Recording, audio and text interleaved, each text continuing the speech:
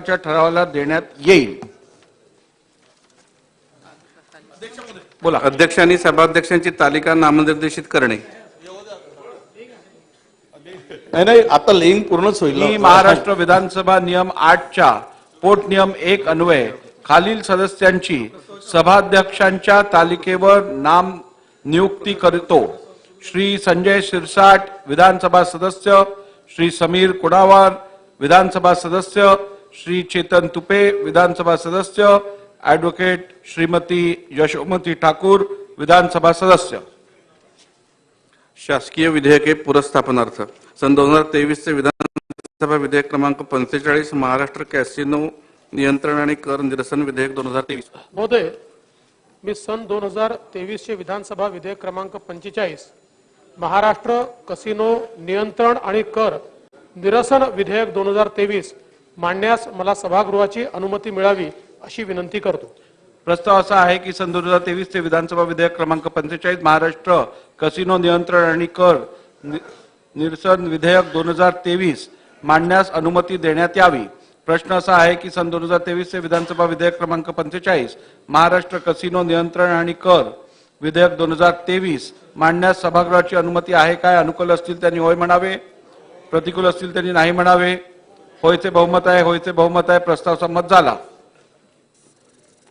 महोदय, मी आपल्या अनुमतीने सन 2023 चे विधानसभा विधेयक क्रमांक 45 महाराष्ट्र कसिनो नियंत्रण आणि कर निरसन विधेयक 2023 मांडतो. सन 2023 चे विधानसभा विधेयक क्रमांक 45 महाराष्ट्र कसिनो नियंत्रण आणि कर निरसन विधेयक 2023 मांडण्यात आले. सन 2023 चे विधानसभा विधेयक क्रमांक 46 महाराष्ट्र सार्वजनिक विद्यापीठ सुधारणा विधेयक 2023. महोदय, सन 2023 चे विधानसभा विधेयक क्रमांक 46 महाराष्ट्र सार्वजनिक विद्यापीठ सुधारणा विधेयक 2023 मांडण्यास मला सभागृहाची अनुमती मिळावी. प्रस्ताव असा आहे की सन 2023 चे विधानसभा विधेयक क्रमांक 46 महाराष्ट्र सार्वजनिक विद्यापीठ सुधारणा विधेयक 2023 मांडण्यास अनुमती देण्यात यावी. प्रश्न असा आहे की सन 2023 चे विधानसभा विधेयक क्रमांक 46 महाराष्ट्र सार्वजनिक विद्यापीठ सुधारणा विधेयक 2023 मांडण्यास सभागृहाची अनुमती आहे का? अनुकूल असतील त्यांनी होय म्हणावे, प्रतिकूल असतील त्यांनी नाही म्हणावे. होयचे बहुमत आहे, होयचे बहुमत आहे. प्रस्ताव संमत झाला. महोदय, मी आपल्या अनुमतीने सन 2023 चे विधानसभा विधेयक क्रमांक 46 महाराष्ट्र सार्वजनिक विद्यापीठ सुधारणा विधेयक 2023 मांडतो. सन 2023 चे विधानसभा विधेयक क्रमांक 46 महाराष्ट्र सार्वजनिक विद्यापीठ सुधारणा विधेयक 2023 मांडण्यात आले. सन 2023 चे विधानसभा विधेयक क्रमांक 47 महाराष्ट्र वेश्म मालकी सुधारणा विधेयक 2023. महोदय, सन 2023 चे विधानसभा विधेयक क्रमांक 47 महाराष्ट्र वेश्म बोला विधेयक महाराष्ट्र वेश्म मालकी सुधारणा विधेयक 2023 मांडण्यास मला सभागृहाची अनुमती मिळावी. प्रस्ताव असा आहे की सन 2023 चे विधानसभा विधेयक क्रमांक 47 महाराष्ट्र वेश्म मालकी सुधारणा विधेयक 2023 मांडण्यास अनुमती देण्यात यावी. प्रश्न असा आहे की सन 2023 चे विधानसभा विधेयक क्रमांक 47 महाराष्ट्र वेश्म मालकी सुधारणा विधेयक 2023 मांडण्यास सभागृहाची अनुमती आहे काय? अनुकूल असतील त्यांनी होय म्हणावे, प्रतिकूल असतील त्यांनी नाही म्हणावे. होयचे बहुमत आहे, होयचे बहुमत आहे. प्रस्ताव संमत झाला. महोदय, मी आपल्या अनुमतीने सन 2023 चे विधानसभा विधेयक क्रमांक 47 महाराष्ट्र वेश्म मालकी सुधारणा विधेयक 2023 मांडतो. सन 2023 चे विधानसभा विधेयक क्रमांक 47 महाराष्ट्र वेश्म मालकी सुधारणा विधेयक 2023 मांडण्यात आले. सन 2023 चे विधानसभा विधेयक क्रमांक 48 महाराष्ट्र वस्तू व सेवा कर दुसरी सुधारणा विधेयक 2023. महोदय, सन 2023 चे विधानसभा विधेयक क्रमांक 48 महाराष्ट्र वस्तू व सेवा कर दुसरी सुधारणा विधेयक 2023 मांडण्यास मला सभागृहाची अनुमती मिळावी अशी विनंती करतो. प्रस्ताव असा आहे की सन 2023 चे विधानसभा विधेयक क्रमांक 48 महाराष्ट्र वस्तू व सेवा कर सुधारणा दुसरी सुधारणा विधेयक 2023 मांडण्यात अनुमती देण्यात यावी. प्रश्न असा आहे की सन 2023 चे विधानसभा विधेयक क्रमांक 48 महाराष्ट्र वस्तू व सेवा कर दुसरी सुधारणा विधेयक 2023 मांडण्यात सभागृहाची अनुमती आहे काय? अनुकूल असतील त्यांनी होय म्हणावे, प्रतिकूल असतील त्यांनी नाही म्हणावे. होयचे बहुमत आहे, होयचे बहुमत आहे. प्रस्ताव संमत झाला. महोदय, मी आपल्या अनुमतीने सन 2023 चे विधानसभा विधेयक क्रमांक 48 महाराष्ट्र वस्तू व सेवा कर दुसरी सुधारणा विधेयक 2023 मांडतो. सन 2023 चे विधानसभा विधेयक क्रमांक 48 महाराष्ट्र वस्तू व सेवा कर दुसरी सुधारणा विधेयक 2023 मांडण्यात आले. सन 2023 चे विधानसभा विधेयक क्रमांक 49 चिट फंड महाराष्ट्र सुधारणा विधेयक 2023. महोदय, सन 2023 चे विधानसभा विधेयक क्रमांक 49 चिट फंड महाराष्ट्र सुधारणा विधेयक 2023 मांडण्यास मला सभागृहाची अनुमती मिळावी अशी विनंती करतो. प्रस्ताव असा आहे की सन 2023 चे विधानसभा विधेयक क्रमांक 49 चिट फंड महाराष्ट्र सुधारणा विधेयक 2023 मांडण्यास अनुमती देण्यात यावी. प्रश्न असा आहे की सन 2023 चे विधानसभा विधेयक क्रमांक 49 चिट फंड महाराष्ट्र सुधारणा विधेयक 2023 मांडण्यास सभागृहाची अनुमती आहे काय? अनुकूल असतील त्यांनी होय म्हणावे, प्रतिकूल असतील त्यांनी नाही म्हणावे. होयचे बहुमत आहे, होयचे बहुमत आहे. प्रस्ताव संमत झाला. महोदय, मी आपल्या अनुमतीनं सन 2023 चे विधानसभा विधेयक क्रमांक 49 चिट फंड महाराष्ट्र सुधारणा विधेयक 2023 मांडतो. सन 2023 चे विधानसभा विधेयक क्रमांक 49 चिट फंड महाराष्ट्र सुधारणा विधेयक 2023 मांडण्यात आले. बोला. अध्यक्ष महोदय, मागच्या आपल्या सगळ्यांना महाराष्ट्राला सर्व माहित आहे की अवकाळी पावसाने शेतकऱ्याचं प्रचंड नुकसान झालेलं आहे. अध्यक्ष महोदय, जवळपास 22 जिल्ह्यामध्ये आणि त्यानंतर मिचोन चक्रीवादळाने संपूर्णतः राज्यातील कापसाचं पीक, द्राक्षाचं पीक, संत्रा, धान उत्पादक शेतकऱ्यांचं प्रचंड नुकसान झाल्याचं अध्यक्ष महोदय आपल्या सगळ्यांना माहित आहे.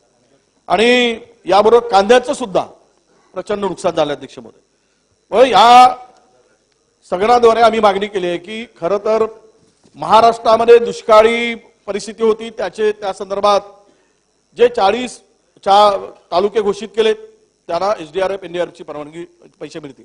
त्यानंतरच्या 1000 जे मंडळ घोषित केले अध्यक्ष महोदय, त्यामध्ये उपसमितीची बैठक नाही झाली, त्यानंतर केंद्राकडे यांचा प्रस्ताव नाही आणि काय नवीन शब्द प्रयोग केला गेला, टंचाई सदृश्य परिस्थिती, आणि त्यामध्ये 8 उपाययोजनांचा प्रस्ताव केला अध्यक्ष महोदय.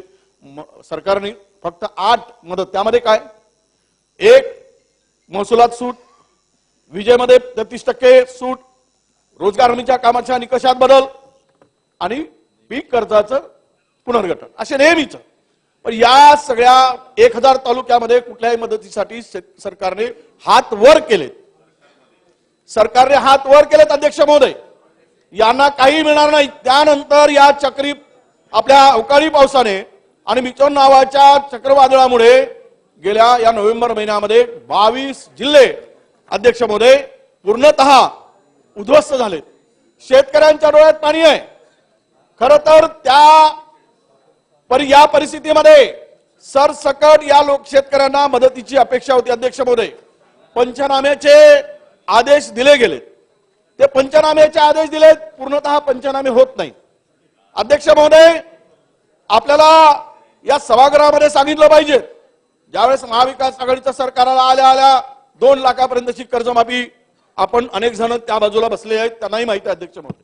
म्हणून आज संपूर्ण महाराष्ट्रातील शेतकरी या सगळ्या परिस्थितीमध्ये होरपळून निघाला आहे अध्यक्ष महोदय. एक तर सरसकट कर्जमाफी करण्याची आवश्यकता आहे राज्यातील शेतकऱ्यांसाठी, तर हा शेतकरी उभारू शकेल. महाराष्ट्रातील शेतकऱ्यांच्या आत्महत्या देशभरामध्ये सर्वात जास्त झालेत. या वर्षामध्ये एक शेतकऱ्यांच्या आत्महत्याचा हब झाल्यासारखी परिस्थिती राज्यामध्ये निर्माण झाली अध्यक्ष महोदय. ही सगळी परिस्थिती पाहता आणि चक्रीवादळ आहे दक्षिणेकडून आलेला, त्यांनी धुमाकूळ घातला, अवकाळीने सत्यानाश केला, पूर्ण पीक काही हातात मिळत नाही. आम्ही फिरून आलो अध्यक्ष महोदय. आम्ही गेल्यानंतर सरकारचे काही मंत्री गेले होते तिकडे फिरायला, तोपर्यंत सरकारचे कोणी तिकडे फिरायला गेले नव्हते मंत्री अध्यक्ष महोदय, बघायला गेले नव्हते. तुम्ही बघायला गेला नाहीत. मुख्यमंत्री म्हणून माननीय अपेक्षा होती, राज्याचे प्रमुख म्हणून ते पण जातील, पण ते प्रचारात व्यस्त होते अध्यक्ष महोदय. पण शेतकऱ्याच्या बांधावर जाण्यासाठी यांना वेळ नव्हता अध्यक्ष महोदय. म्हणून आमची आपल्याला विनंती अध्यक्ष महोदय, हे कामकाज आपण थांबवा आणि यावर चर्चा होऊ द्या.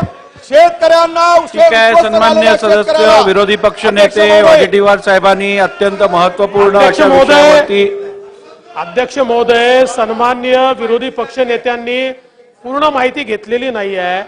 40 तालुके हे केंद्र सरकारच्या निकषाप्रमाणे त्या ठिकाणी दुष्काळी घोषित झाले, जे निकषा बसत नाही पण नुकसान झालेलं आहे.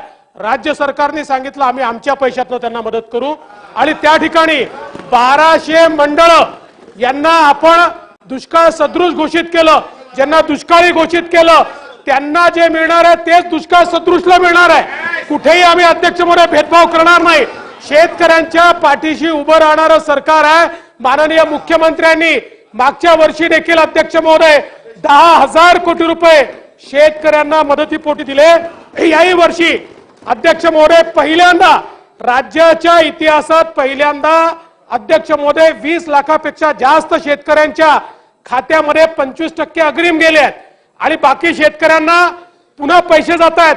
आणि सगळे अध्यक्ष महोदय या ठिकाणी जे काही शेतकऱ्यांचं नुकसान झालेलं आहे, मग ते दुष्काळाचं असो, ते अतिवृष्टीचं असो, ते गारपिटीचं असो, ते अध्यक्ष महोदय पुन्हा अवकाळी पावसाचं असो, सगळ्या प्रकारची नुकसान भरपाई या ठिकाणी मुख्यमंत्री महोदयांनी कालही स्पष्ट केलेलं आहे.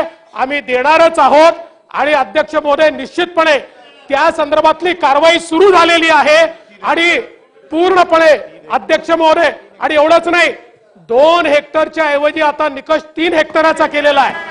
अध्यक्ष महोदय एनडीआरएफ, अध्यक्ष महोदय मागच्या वेळेस तर एनडीआरएफच्या दुप्पट आपण दिले अध्यक्ष महोदय. म्हणजे जे काही नियमात आहे त्यापेक्षा जास्त निधी हा आपण देण्याचा प्रयत्न केलाय. आजही अध्यक्ष महोदय कुठल्याही परिस्थितीत महायुतीचं सरकार शेतकऱ्याच्या पाठीशी उभं राहील आणि या अडचणीच्या परिस्थितीमध्ये शेतकऱ्याला पूर्ण मदत हे सरकार करेल, हे माननीय विरोधी पक्षनेत्यांना मी सांगू इच्छितो. सूचनेतील विषय स्थगन प्रस्तावाच्या निकषात बसणारा नाही. तरी विषयाचं गांभीर्य घेता मी सदस्यांना, विरोधी पक्ष नेत्यांना आपलं म्हणणं थोडक्यात मांडण्याची संधी दिली. या संदर्भात आपल्याकडे उद्या नाही, 1 मिनिट, या संदर्भात आपला उद्या विरोधी पक्षाचा प्रस्ताव येऊ शकतो, तो आपण मांडा, त्यावेळेला आपण चर्चा घेऊ. चला पुढे. शोक प्रस्ताव.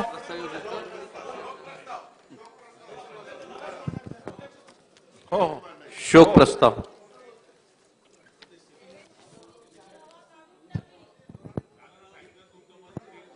मी पुढील प्रमाणे शोक प्रस्ताव मांडतो. श्री गोवर्धन, जरा शोक प्रस्ताव घेऊया. नाही, शोक प्रस्ताव घेऊया. श्री गोवर्धन मंगीलालजी शर्मा, विधानसभा सदस्य व माजी राज्यमंत्री, श्री बबनराव दादाबा ढाकणे, माजी उपाध्यक्ष, माजी मंत्री व माजी विरोधी पक्षनेते, महाराष्ट्र विधानसभा, सर्व श्री गुलाबराव वामनराव पाटील, श्रीपतराव दिनकरराव शिंदे, शेख रशीद शेख शफी, राजाराम नथू ओझरे, वसंतराव जनार्दन कार्लेकर, गोविंद रामजी शेंडे, दिगंबर नारायण विशे, माजी विधानसभा सदस्य यांच्या दुःखद निधनाबद्दल हे सभागृह अतीव्र दुःख व्यक्त करते. कैलासवासी गोवर्धन मंगीलालजी शर्मा यांचा जन्म 1 जानेवारी 1949 रोजी यवतमाळ जिल्ह्यातील पुसद येथे झाला. त्यांचे शिक्षण B.Com पर्यंत झाले होते. कैलासवासी शर्मा यांनी अनंत महाराज क्रीडा व शिक्षण प्रसारक संस्था तसेच स्वर्गीय मांगीलालजी शर्मा सार्वजनिक वाचनालयाचे संस्थापक अध्यक्ष म्हणून उत्तम कार्य केले होते. त्यांनी new cloth market cooperative housing सोसायटीचे अध्यक्ष तसेच अकोला अर्बन कोऑपरेटिव्ह बँकेचे संचालक म्हणून कार्य केले होते. कैलासवासी शर्मा यांनी 1985 ते 1995 या कालावधीत अकोला नगरपालिकेचे नगरसेवक म्हणून कार्य केले होते.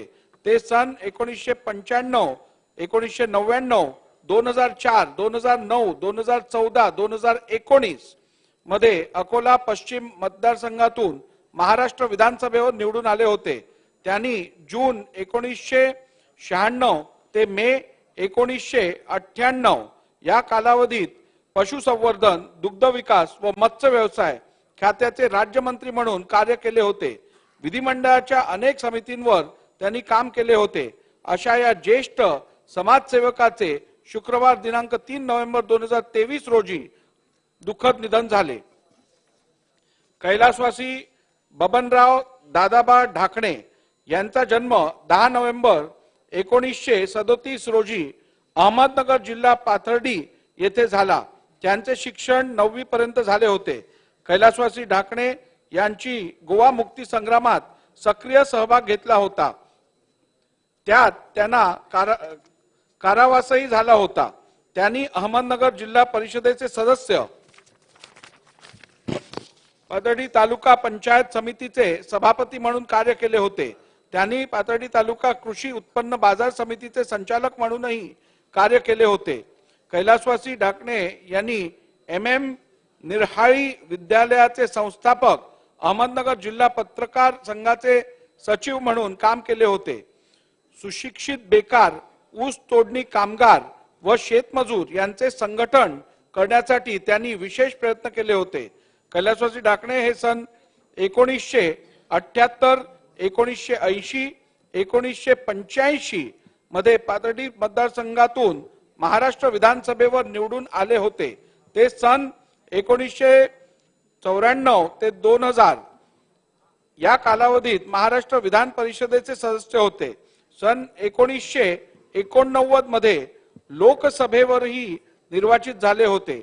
त्यांनी ऑगस्ट 1978 ते डिसेंबर 1979 या कालावधीत सार्वजनिक बांधकाम खात्याचे राज्यमंत्री, डिसेंबर 1979 ते फेब्रुवारी 1980 या कालावधीत ग्रामविकास मंत्री, तर सप्टेंबर 1994 ते मार्च 1995 या कालावधीत पशुसंवर्धन व दुग्ध विकास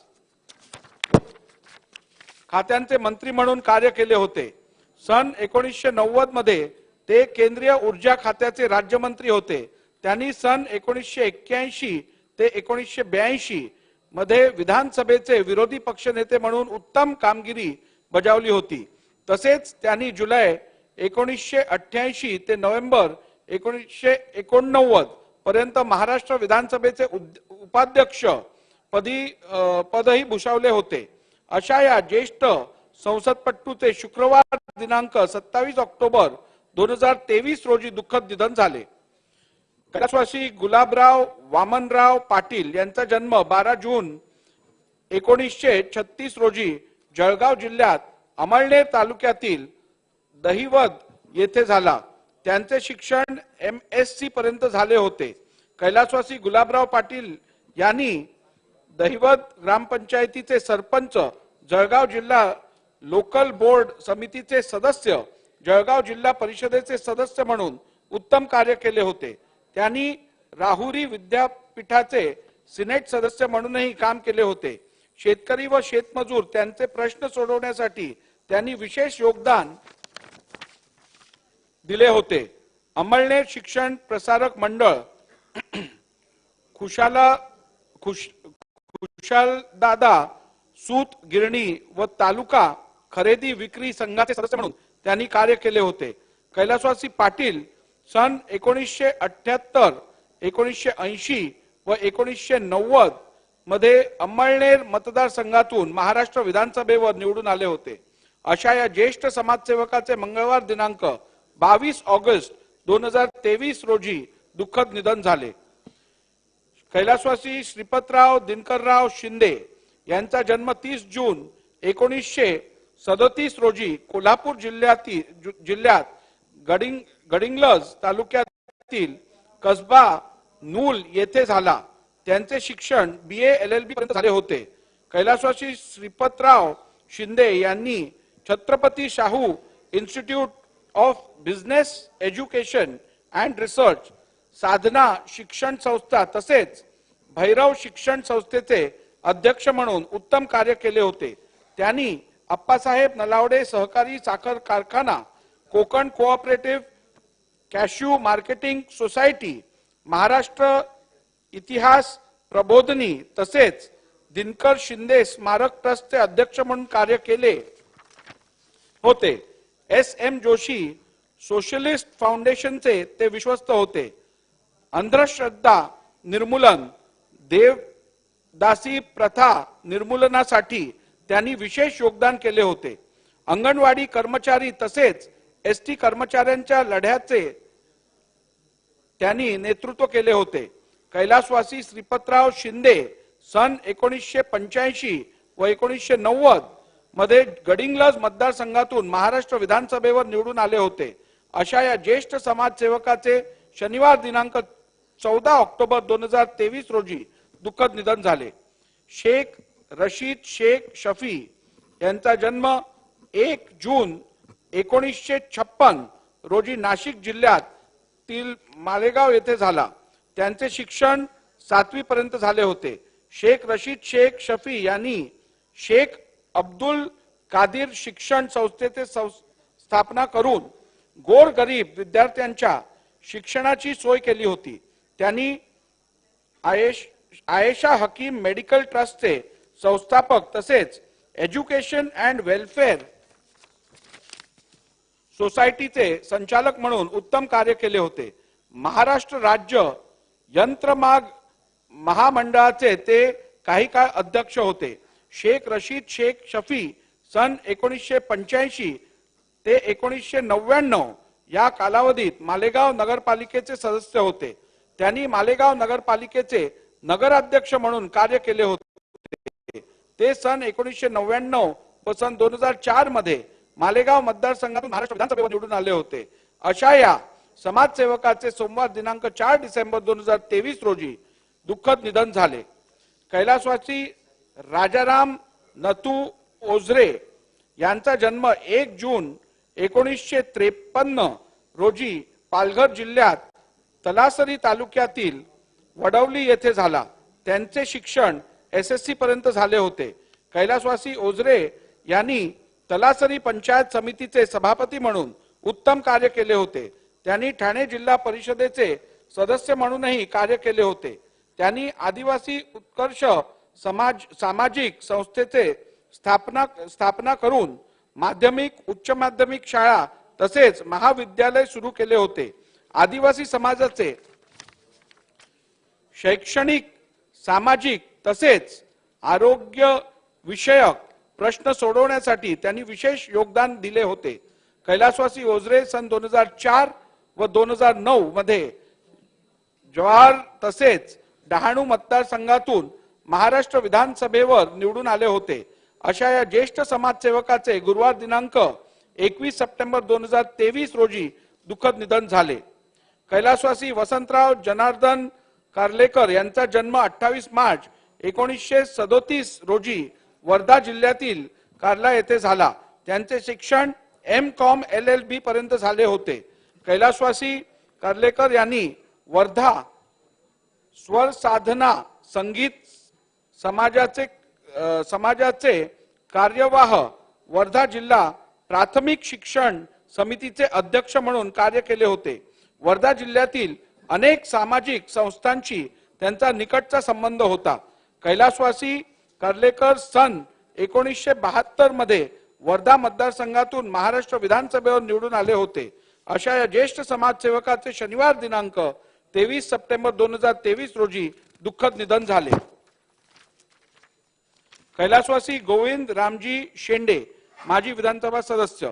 कैलासवासी गोविंद रामजी शेंडे यांचा जन्म 23 मार्च 1939 रोजी भंडारा जिल्ह्यात मोहाडी तालुक्यातील अकोला येथे झाला.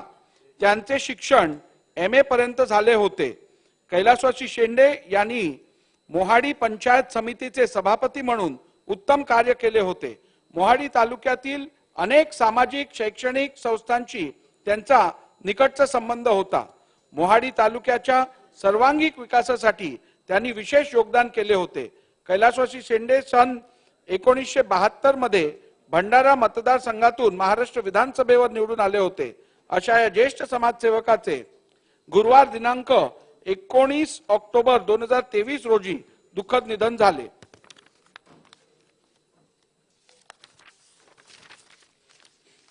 कैलासवासी दिगंबर नारायण विशे माजी विधानसभा सदस्य. कैलासवासी दिगंबर नारायण विशे यांचा जन्म 11 फेब्रुवारी 1952 रोजी ठाणे जिल्ह्यात मुरबाड तालुक्यातील बारागाव तळवली येथे झाला. त्यांचे शिक्षण BSc ॲग्रो B.Ed पर्यंत झाले होते. कैलासवासी विषे यांनी विश्वमित्र विद्या विकास मंडळाचे कार्यवाह म्हणून कार्य केले होते. त्यांनी वैशाखरे दूध उत्पादक सहकारी संस्था तसेच विक्रम सहकारी कुक्कुटपालन संस्थेचे संचालक म्हणूनही उत्तम कार्य केले होते. मुरबाड तालुक्यातील अनेक शैक्षणिक संस्थांशी त्यांचा निकटचा संबंध होता. कैलासवासी विषे सन 1995 मध्ये ठाणे जिल्ह्यातील मुरबाड मतदारसंघातून महाराष्ट्र विधानसभेवर निवडून आले होते. अशा या ज्येष्ठ समाजसेवकाचे गुरुवार दिनांक 7 सप्टेंबर 2023 रोजी दुःखद निधन झाले. सन्मान्य सदस्यांनी स्तब्ध उभे राहून शोक प्रस्ताव संमत करावा अशी विनंती आहे.